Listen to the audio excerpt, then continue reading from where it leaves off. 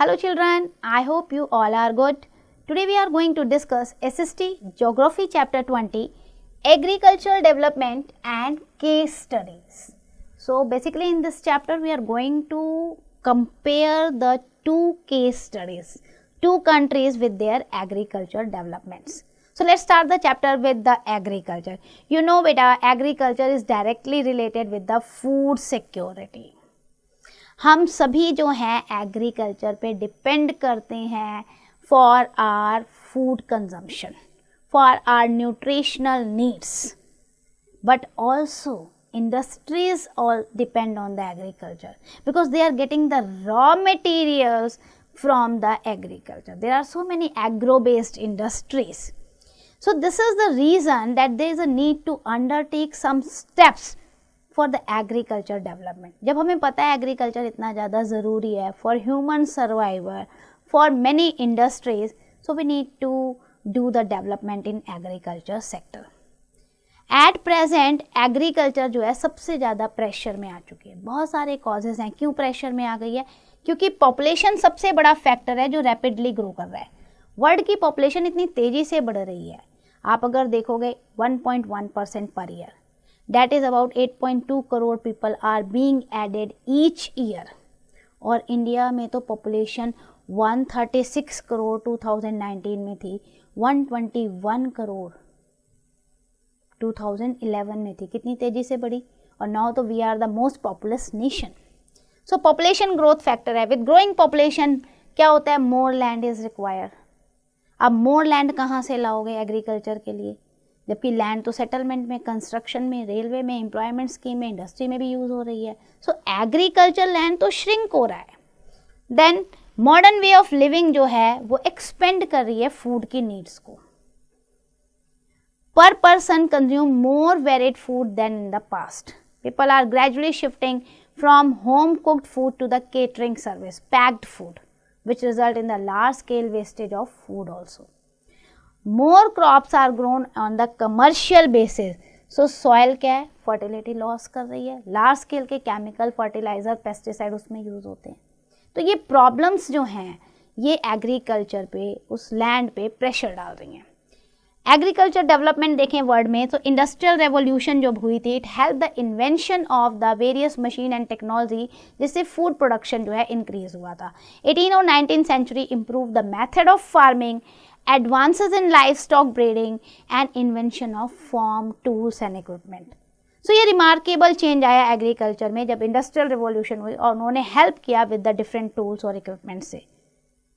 The use of high yielding variety of seed, HYV seeds, application of fertilizer, pesticide, insecticides, इसने भी agriculture development में बहुत बड़ा योगदान दिया. Most of farm work is developed country is mechanized. Develop country में अगर आप देखोगे ना, तो जो एग्रीकल्चर फार्म वर्क है वो टोटली मैकेनाइज्ड है. Many developed countries, US, Canada, Russia have vast farmlands where farming is done at the large scale. Now agriculture development अगर हम इंडिया की बात करें same, so it continues to be the backbone of Indian economy. हमें पता है कि आज भी हम एग्रीकल्चर पे ही डिपेंड करते हैं. It contribute 27.4% of the GDP, gross domestic product, while its share in the export about 18%. So traditionally an agriculture country was India. And about 2/3 of its population dependent on agriculture directly or indirectly. And nearly 1.5 of geographical area is used for cultivation for various crops. Now in 1947 what happened when India gained freedom, the condition of agriculture was pathetic. We have faced the severe food shortage, famines frequently आ रहे थे, बहुत ज़्यादा land जो है हमारा ख़राब हो चुका था, सॉइल जो एग्रीकल्चर में यूज़ हो रहा था वो ख़राब हो चुका था. So government has to take many measures to develop the agriculture in the country. उन्होंने क्या किया, लैंड रिफॉर्म्स को इंट्रोड्यूस किया, जिसमें जो लैंड थे बिग लैंड ओनर्स के पास, उनसे लेके रीडिस्ट्रीब्यूट किए गए लैंडलेस लेबर के पास, जिनके पास ज़मीनें नहीं थी उनको दे दिए गए. फिर मॉडर्न मेथड यूज़ किया टेक्नोलॉजी कल्टिवेशंस में, ताकि बेटर एग्रीकल्चर फैसिलिटीज़ प्रोवाइड की जा सके. Irrigation, electricity, transportation, farming equipment, so बहुत सारे काम गवर्नमेंट ने किए to get the better output from the farming. In addition to these, the government took initiative in the agriculture research also, rendered the expertise also, so that the better output will be there.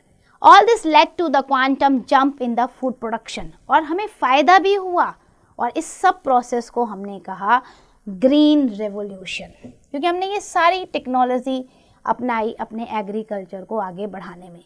So all these measures helped India to become the self-reliant in the agriculture production. आज अगर आप present की बात करते हो तो India में variety of जो सीरियल्स है लाइक राइस व्हीट उगते हैं, ऑयल सीड्स हैं, आपके वेजिटेबल्स हैं, फ्रूट्स हैं. So variety of crop productions are there, even the animals are also rare. Despite such a good development, there is a negative impact also. We often heard of farmers' suicide. अगर इतना अच्छा हो रहा है तो ये news क्यों आती रहती है कि किसान ने सुसाइड कमिट कर लिया. Many farmers take this extreme step when they fail in the debt trap.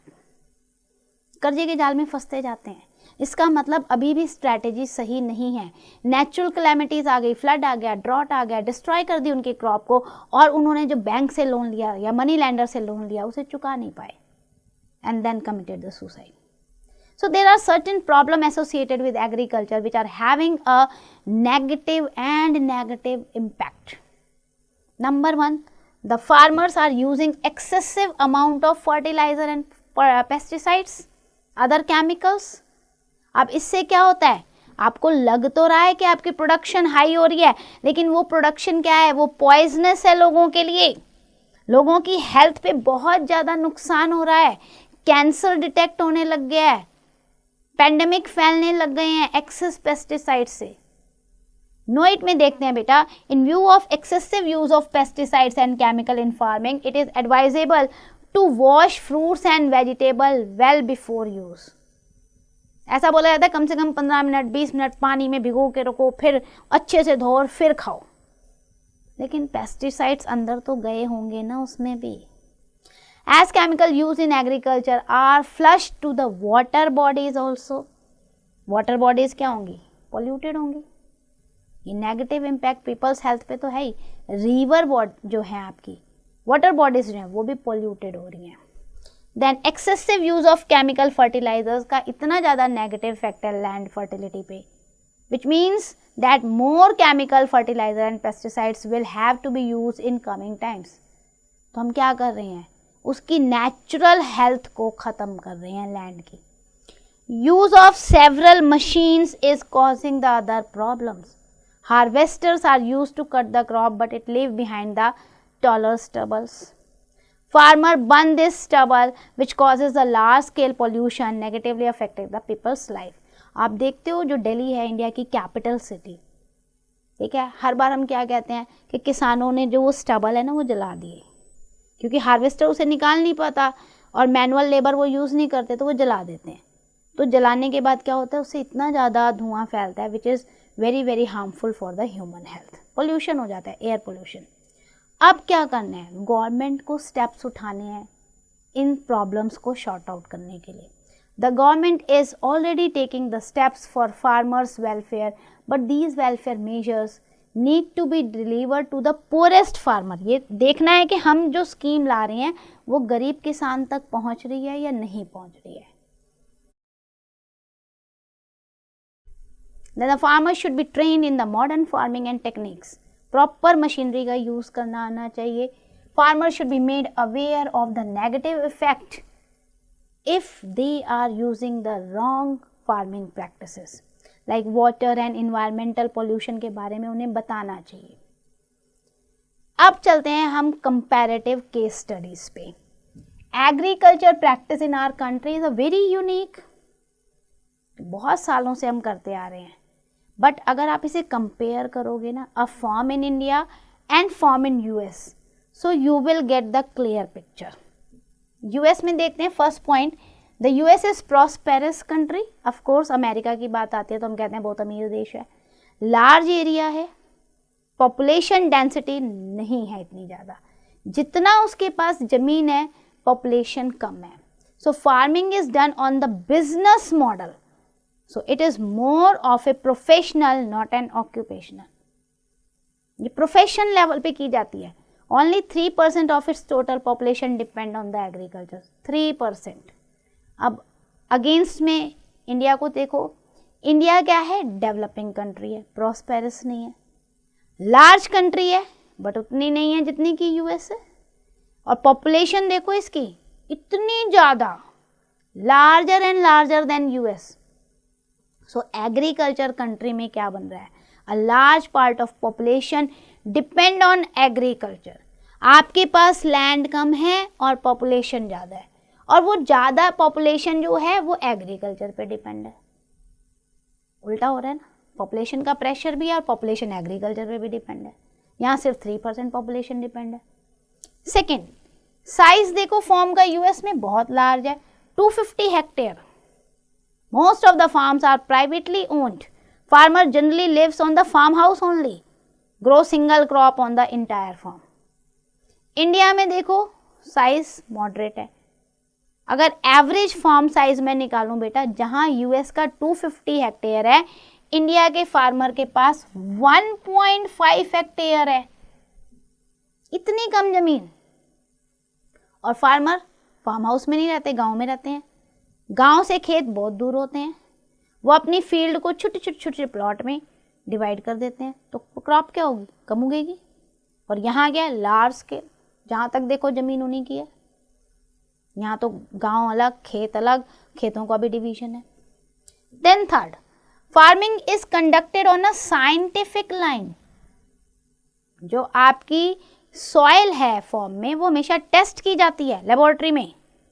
किस टाइप की क्रॉप उगानी है, कौन सी उगानी है, कितने समय के लिए उगानी है, फार्मिंग में क्या यूज कर रहे हैं, machine, tractor, seed drills, levelers, combine harvesters.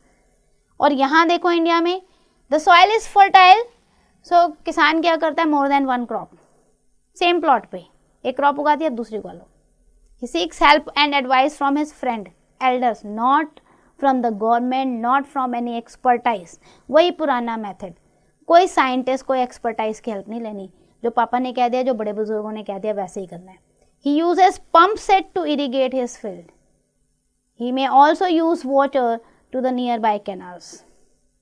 सब क्या कर रहा है, मशीन जो है उसके पास है नहीं, वो हायर कर रहा है, किराए पे ले रहा है, tractor, thresher, harvester, big land owner से या नियर बाय टाउन से। तो बहुत सारी चीजें वो अभी हायर कर रहा है, उसके पास खुद नहीं है वो चीजें। देन फोर्थ देखो, most operations are done by machine. यहां पर यूएस में he needs only a very few number of people to help in farming. उल्टा देखो यहाँ इंडिया में, all machine can not use. Machine use ही नहीं हो सकती अगर मशीन दे भी दो। क्यों, साइज तो छोटा है। छोटे खेत में कितने ज्यादा मशीनें लगा दोगे, तो उसे तो वर्कर ही चाहिए। तो वर्कर मिल नहीं रहे तो फैमिली मेंबर काम करेंगे, कुछ वर्कर हायर हो गए। अमेरिकन फार्मर रिच होते हैं, रिसोर्सफुल होते हैं। If he needs investment in farming, he takes a loan from the bank only. Indian farmers needs money, हर चीज के लिए उन्हें पैसा चाहिए, फर्टिलाइजर्स के लिए, सीड्स के लिए, पेस्टिसाइड्स के लिए। तो वो क्या करते हैं, वो लोकल कोऑपरेटिव सोसाइटी और बैंक के पास जाते हैं। कई बार वो मनी लैंडर से पैसा लेते हैं, जमींदार से पैसा लेते हैं, बड़े लैंड ओनर से पैसा लेते हैं और डेब्ट ट्रैप हो जाते हैं। हाई रेट ऑफ इंटरेस्ट होता है, कर्जे के जाल में फंस जाते हैं।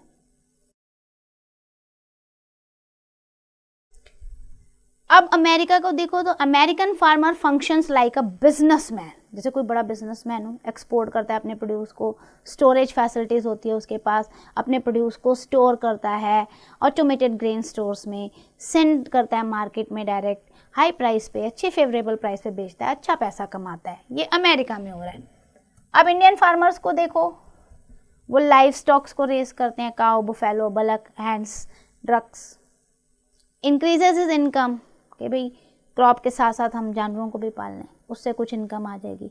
उस प्रोड्यूस को वो गांव में बेचते हैं, नियर बाय टाउन्स में बेच लेते हैं, ज़्यादा से ज़्यादा मंडी में।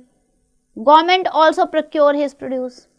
लैक ऑफ स्टोरेज फैसिलिटीज है, उनके पास बड़े बड़े सिलोज नहीं है, बड़े बड़े स्टोरेज हाउस नहीं है, इसलिए वो कोशिश करते हैं कोई भी ले जाए, बेच दो जल्दी से।